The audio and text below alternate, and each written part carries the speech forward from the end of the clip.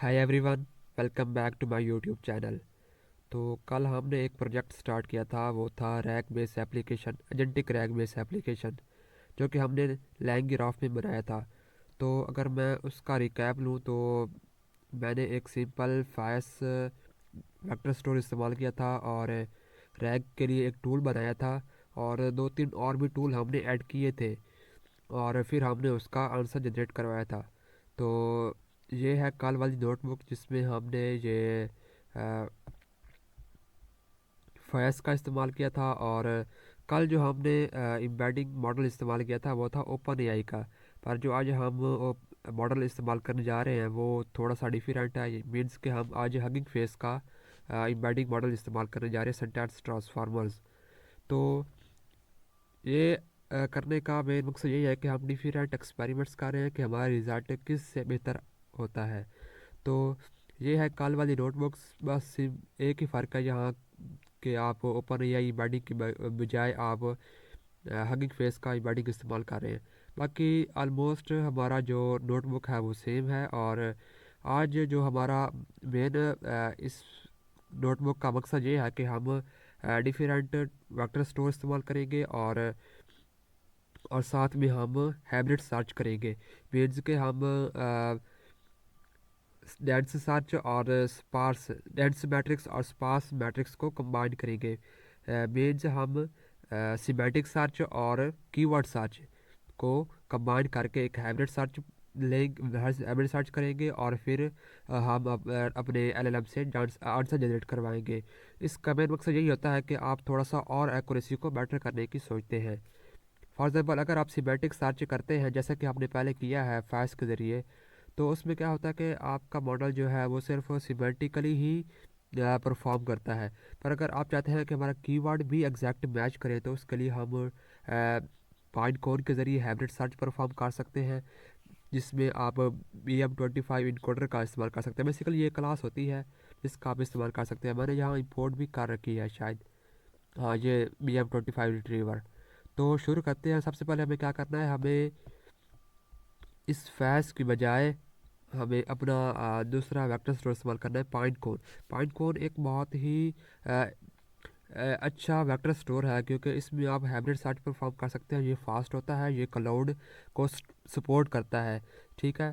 तो उसके लिए आपको क्या करना है, आपको pinecone.io एक वेबसाइट है, उस पर जाना है और लॉगिन करना है और फिर बस सिर्फ लॉगिन करना है। और आपको इसके लिए एक एपीआई की ज़रूरत होगी। तो आप कोई भी एपीआई की मतलब एपीआई की यहाँ से जनरेट करवा सकते हैं। और उसके बाद हम शुरू करते हैं। ये पाइनकोन और क्यूडरेट, ये दोनों वेक्टर स्टोर हैं। और इनमें थोड़ा सा डिफरेंट यही है कि ये जो पाइनकोन है इसमें ये थोड़ा सा क्लोज्ड सोर्स है और ट्यूटरेंट है वो थोड़ा सा ओपन सोर्स है। तो उसकी तरफ भी हम मूव करेंगे, पर इससे पहले हम पाइन कोड को समझते हैं, ये कैसे हाइब्रिड सर्च परफॉर्म करता है और ये दूसरे वेक्टर स्टोर से कैसे डिफरेंट है। तो शुरू करते हैं। उसके लिए सबसे पहले हमें क्या करना है, और इस कोड को रिमूव करते हैं और हम इसके बजाय अपना कोड लिखते हैं, from LangChain community dot retriever से हम इंपोर्ट करेंगे Pinecone hybrid search retriever. ठीक है। और उसके अलावा हमें इंपोर्ट ओएस भी चाहिए होगा। और हमें चाहिए होगा from Pinecone import Pinecone और सर्वरलेस स्पेक। ठीक है। ये हमें इंपोर्ट्स चाहिए हैं। और तो शुरू करते हैं। सबसे पहले हम इंडेक्स नेम लेते हैं क्योंकि हमें इंडेक्स नेम चाहिए होगा। तो उसके लिए हम कहते हैं कि ये हमारा एजेंटिक रैग है। एजेंटिक रैग इसे हम इंडेक्स नेम दे देते हैं और साथ में हम क्या करते हैं, हम पाइन कोन से एक क्लाइंट बना लेते हैं। पाइन कोन का पाइन कोन पाइन कोन इसमें हमने क्या करना है, हमें अपनी एपीआई की देनी होगी। तो उसके लिए आपको जाना है पाइन कोड में और एपीआई की जनरेट करनी है। ठीक है, तो ये मेरी एपीआई की है और कहाँ चला गया। अच्छा, ये क्लास कोई ओपन हो गई थी। अच्छा, तो उसके बाद हमने अपनी इंडेक्स बनानी है। ये बेसिकली हमारे पास हो गया, हमारे पास मेरा क्लाइंट हो गया और मुझे अपनी इंडेक्स बनानी है। If index name not in PC dot list indexes, अगर वो लिस्ट इंडेक्सेस में नहीं है तो आप एक मेरे लिए इंडेक्स क्रिएट कर दें, क्रिएट इंडेक्स, और जो नेम है इसका वो होगा name is equal to index name, और फिर है डायमेंशन जो हम इस्तेमाल कर रहे हैं वो है 384। क्यों 384? क्योंकि हम हगिंग फेस का एम्बेडिंग मॉडल इस्तेमाल कर रहे हैं, तो उसकी जो डायमेंशन होती है डिफ़ॉल्ट वो 384 होती है। अगर आप ओपन एआई का मॉडल एम्बेडिंग मॉडल इस्तेमाल कर रहे हैं तो उसके लिए होती है 1534 होती है शायद, तो आपको फिर वो ही लगानी होगी। उसके बाद मैट्रिक जो है वो हम बेसिकली डॉट प्रोडक्ट ले रहे हैं। डॉट प्रोडक्ट इसलिए ले रहे हैं क्योंकि हमारे पास हाइब्रिड सर्च होनी है, ना कि सिर्फ सिमेंटिक सर्च। सिमेंटिक सर्च होती तो फिर हमसे कुछ साइन लगा कर लगाते। डॉट प्रोडक्ट, और फिर उसके बाद है आप स्पेक देते हैं सर्वर लेस स्पेक, और इसमें आप क्लाउड वगैरह अपना लगाते हैं। Cloud is equal to AWS, और region is equal to US east 1। US east 1 क्यों? क्योंकि अगर आप अपने पाइन कोड में जाएंगे तो आपको यहाँ पर डेटाबेस में जाएं और अ,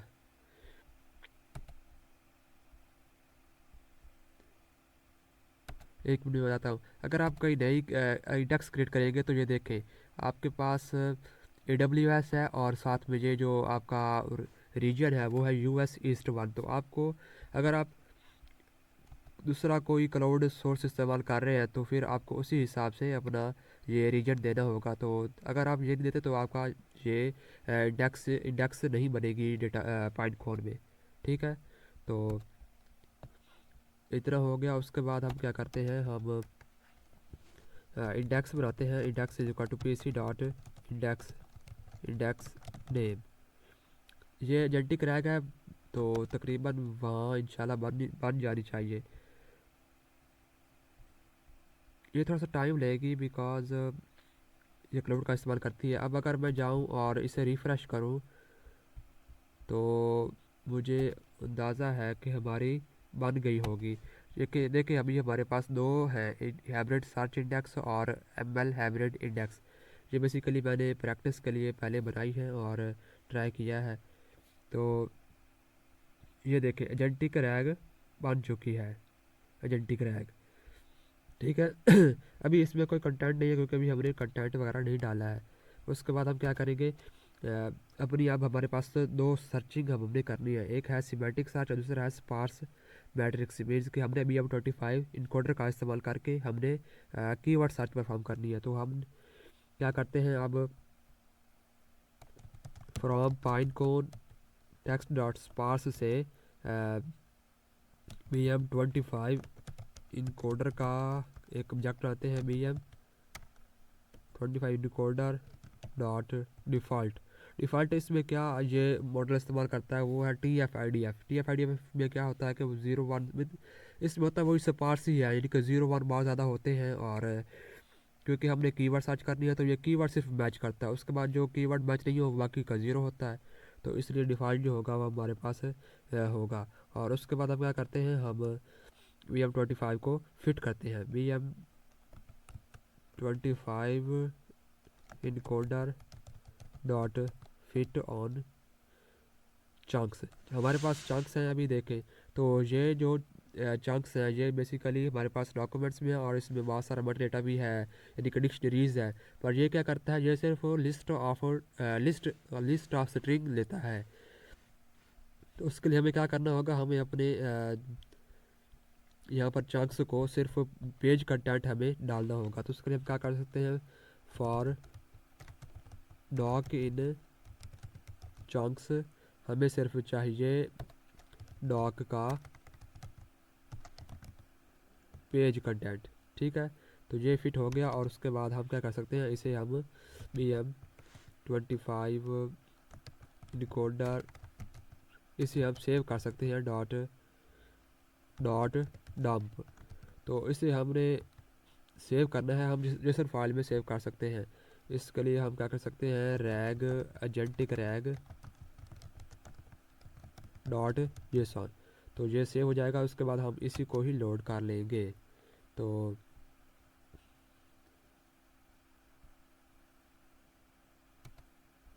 सबसे पहले हम इसे चलाते हैं। ये थोड़ा सा टाइम लेगा, क्यों टाइम लेगा, क्योंकि ये मुकम्मल जो हमारे डॉक्यूमेंट्स हैं उसे कोई एम्बेडिंग कर रहा है। एम्बेडिंग दो तरीके से कर रहा है, मतलब उसकी मीन्स के उस पर ये TF IDF लगा रहा है और सारे को समझ रहा है, पूरे टेक्स्ट को समझ रहा है, हमारा जो भी टेक्स्ट है उसे समझ रहा है।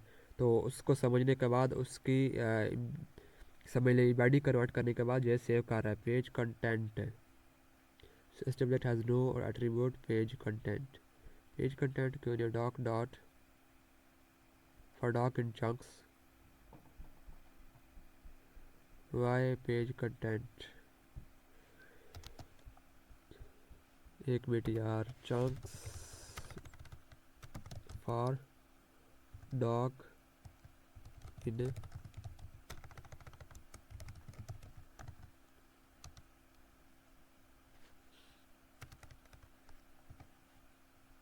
for doc in chunks से हमने बेसिकली एक लिस्ट कंप्रेशन बनानी है। doc dot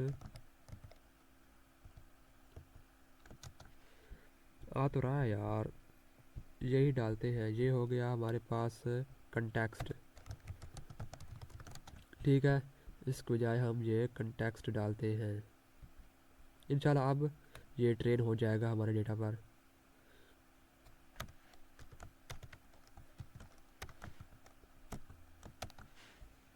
It takes some time because it receives all our chunks and convert these chunks into embedding, means TF-IDF.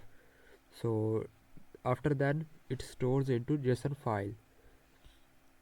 हम इस JSON फाइल को लोड भी कर सकते हैं, लेकिन इससे पहले स्टोर होने दें। तो अगर मुझे इसी JSON फाइल को लोड करना है तो उसके लिए हमें हमारा जो कोड होगा वो होगा BM25 encoder dot load agentic rag JSON।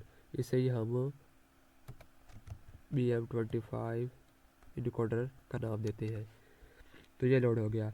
उसके बाद हमने क्या करना है, हमने रिट्रीवर बनाना है। अब मेरा जो मतलब मेन स्टेप है वो यही है कि हमने इसको रिट्रीवर में कन्वर्ट करना है। रिट्रीवर हमारा क्या होगा, हमारा हाइब्रिड सर्च होगा। तो उसके लिए हमें इंडेक्स की ज़रूरत भी होगी और फिर उसके बाद हमें अपने एम्बेडिंग की ज़रूरत भी होगी। और एम्बेडिंग जो है हमारे पास एम्बेडिंग्स हो गई और स्पार्स इनकोडर ये हो गया।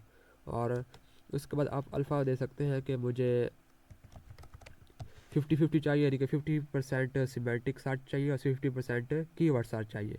आप अल्फ़ा को बढ़ा भी सकते हैं, यानी कि 0.7 कर देंगे। तो इसमें क्या होगा कि आपको रिट्रीवर आपको 70% सिमेंटिक सर्च चाहिए और 30% कीवर्ड सर्च, यानी कि जो अल्फ़ा है वो हमें ये बताता है कि आपको सिमेंटिक सर्च कितना सिमेंटिक सर्च चाहिए। और हाइब्रिड सर्च क्या करता है कि इन दोनों को कंबाइन करता है, यानी कि 70% होगा हमारे पास सिमेंटिक सर्च और 30% होगा कीवर्ड सर्च, जिससे हमारे पास कंटेक्स्ट अच्छा जाता है LLM के लिए।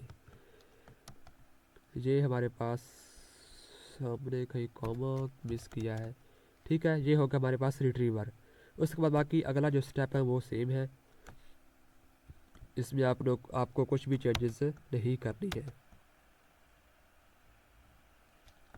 ठीक है। और मॉडल नेम हम GPT-5 इस्तेमाल कर रहे हैं।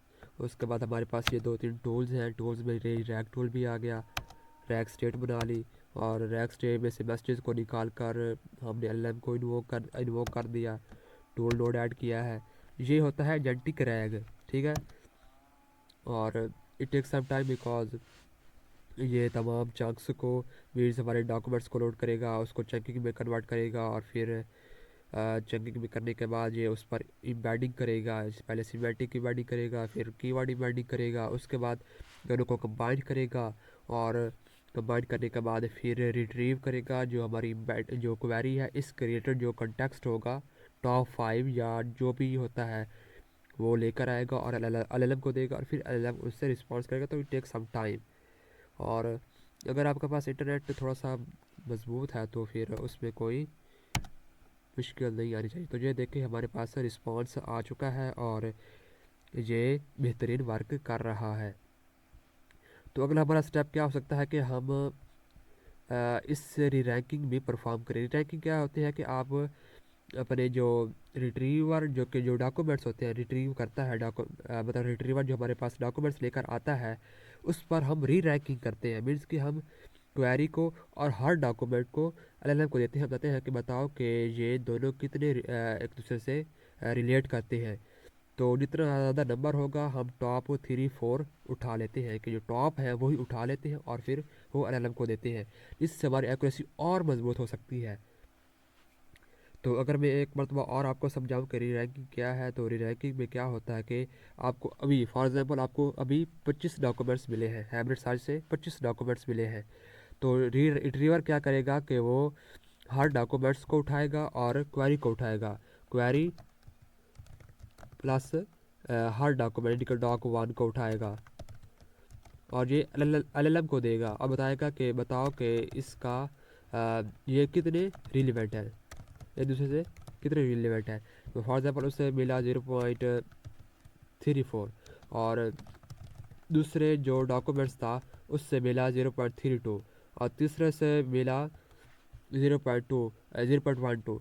तो अब जो रिस्पॉन्स आया 0.43 ये फर्स्ट पर आएगा, और अगर उसे चौथे से मिला 0.5161, तो 61 पहले आएगा, और फिर 43 आएगा, और फिर 032 आएगा। बाकी के जो है वो इररिलेवेंट है, वो उन्हें रिमूव कर देगा।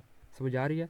तो ये रैंकिंग यही परफॉर्म करता है कि ये सिर्फ टॉप के मतलब डॉक्यूमेंट्स को उठाता है और LLM को देता है, जिससे कॉन्टेक्स्ट हमारा और मजबूत हो सकता है और हमें अच्छी एक्यूरेसी मिल सकती है।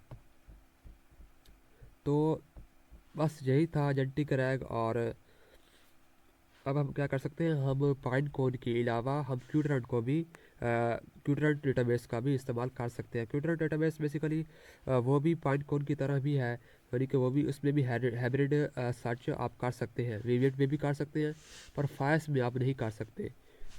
ठीक है, तो वेविएट में भी कर सकते हैं आप, पाइन कोड में भी कर सकते हैं, और आप क्यूटरंट में भी कर सकते हैं। और ठीक है, ओके। अगर आपको ये वीडियो मेरी पसंद आई है तो आप लाइक कर सकते हैं और शेयर कर सकते हैं और चैनल को सब्सक्राइब कर सकते हैं।